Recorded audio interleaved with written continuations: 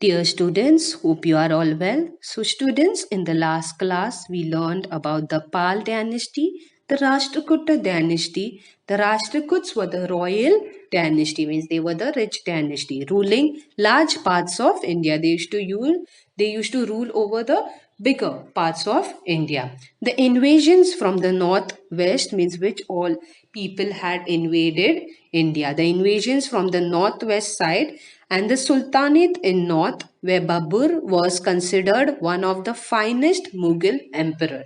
Let's move forward.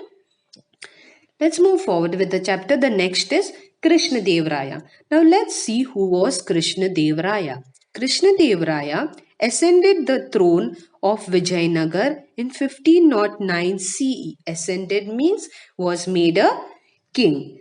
He conquered Vijayawada and Rajmendri and annexed the regions to his kingdoms. He defeated enemies of sultans who had united under the leadership of the Bahamani Sultan Mahmud Shah. Now, during Krishnadevaraya's reign, that means during his time, the kingdom of Vijayanagar extended. From where did it extend? Extended from Cuttack in the east up to Goa in the west, and from Raichur Doab in the north up to the Indian Ocean in the south. Then he died in 1530 CE. Krishnadevaraya was a scholar. He wrote Amukta Malyada, a Telugu compendium. A compendium means detailed information about a particular subject. The Hazar Ram temple and Vittal temple were built in Vijayanagar during his reign, means during the time when he was ruling. These two temples were built. The decline of the Vijayanagar kingdom began with the death of Krishnadevaraya in 1565 CE. The decline means after Krishnadevaraya's death, the kingdom started declining. Okay. And at Talikot, in the present state of Karnataka, there was a battle between Adil Shahi, Nizam Shahi, Qutub Shahi, Barid Shahi and on one side and Vijayanagar on the other side. Vijayanagar was defeated. Okay, then the Vijayanagar the kingdom was defeated. Thereafter, the dominance of Vijayanagar came to an end. Let's move forward. Next, we have the Bahamani Kingdom. While Muhammad bin Tughlaq was still reigning, some of his Sardars in the Deccan rose in rebellion against him. Rebellion means against a fight against him. The leaders of this Sardar, Hassan Gangu, defeated the army of the Sultan of Delhi. A new kingdom known as the Bahamani Kingdom came into existence. Okay, existence means a new kingdom came in 1347 CE. Make a note, children. Bahamani Kingdom came into existence in 1347 CE.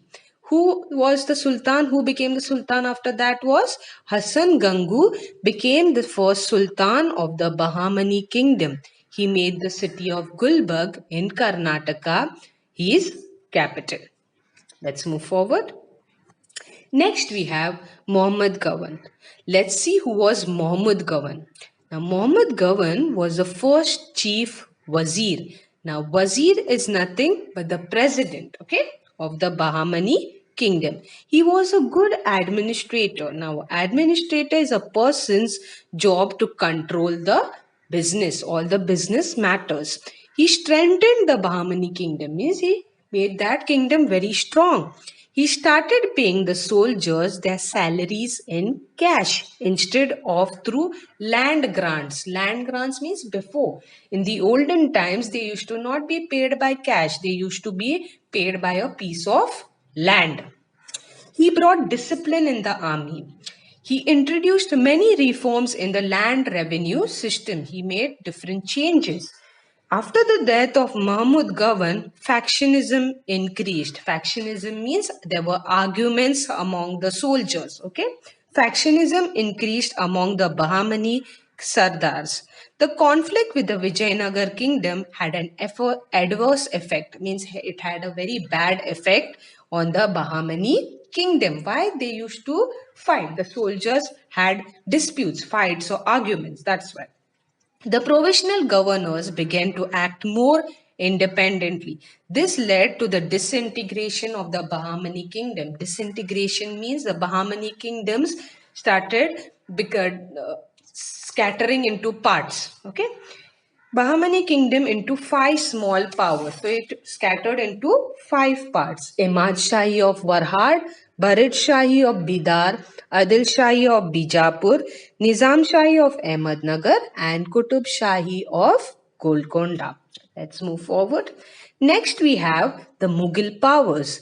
In 1526 CE, the Sultanate of Delhi came into existence. Existence means it started. After the Delhi existence, Mughal power was established. Let's see forward. Babur. Let's see who was Babur. First, I told you in the first video. Now, let's see who was he. Babur was the founder of the Mughal power. He was the king of Fargana in Central Asia's today's Uzbekistan.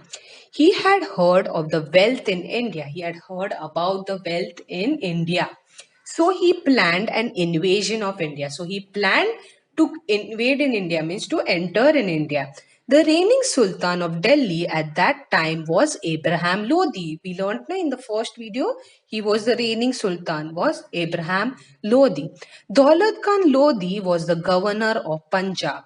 Under the Sultanate, make a note, Daulat Khan Lodi was the governor of Punjab. The relationship between Abraham Lodi and Daulat Khan Lodi was very strained.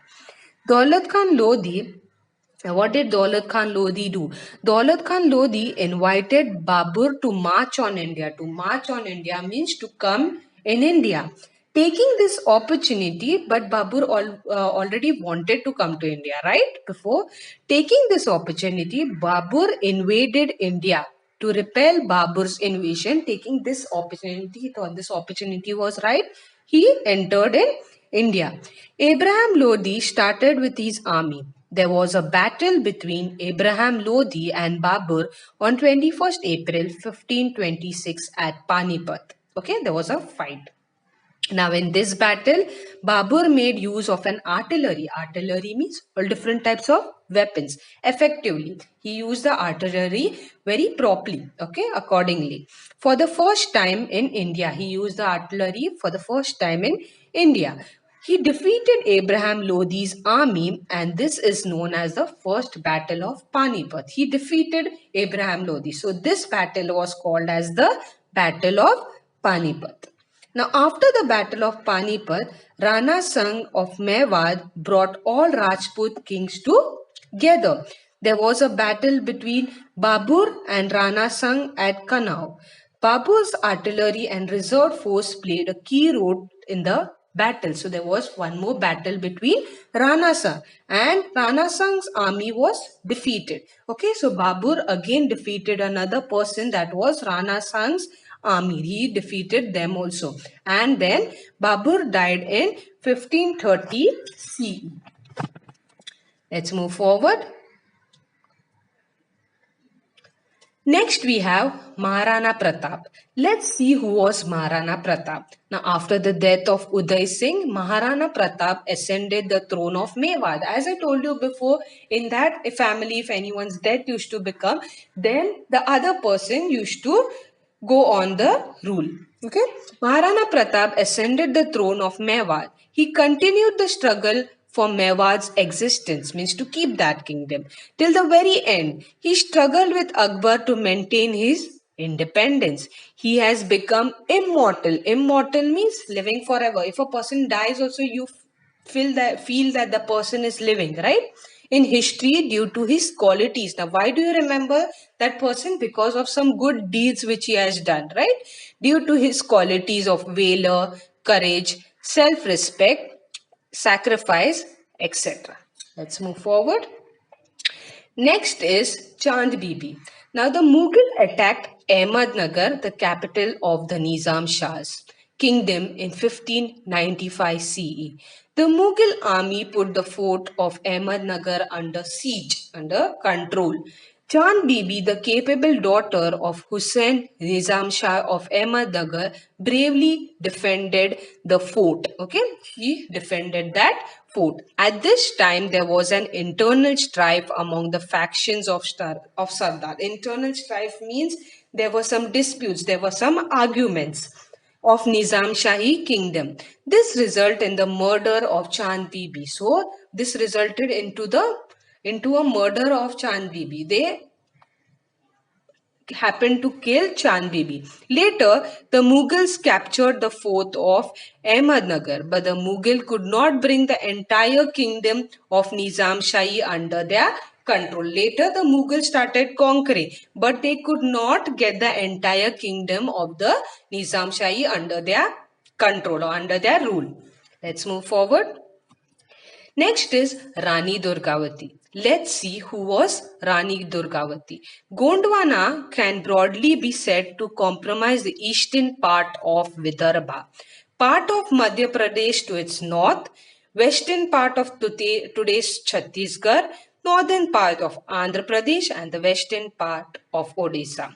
Now, Rani Durgavati was born in the dynasty of Chandel Rajput became the queen of Gondwana. She became the queen of Gondwana when she was married. She was an excellent administrator. She was an excellent ruler. The struggle of Gondwana king Durgavati against the Mughal is important in the medieval history. You all know, we are learning in the medieval history. After her husband's death, Durgavati laid down her life while fighting against Akbar. Means she lost her life while fighting against the Akbar. But she did not surrender. Okay, she laid down her life, means she lost her life, but she did not surrender. Akbar was a vigilant ruler. His religious policy was liberal and tolerant. He gave equal treatment to people from all the religions. He gave equal treatment. Let's move forward. The next is your homework is you have to find the answers of these questions.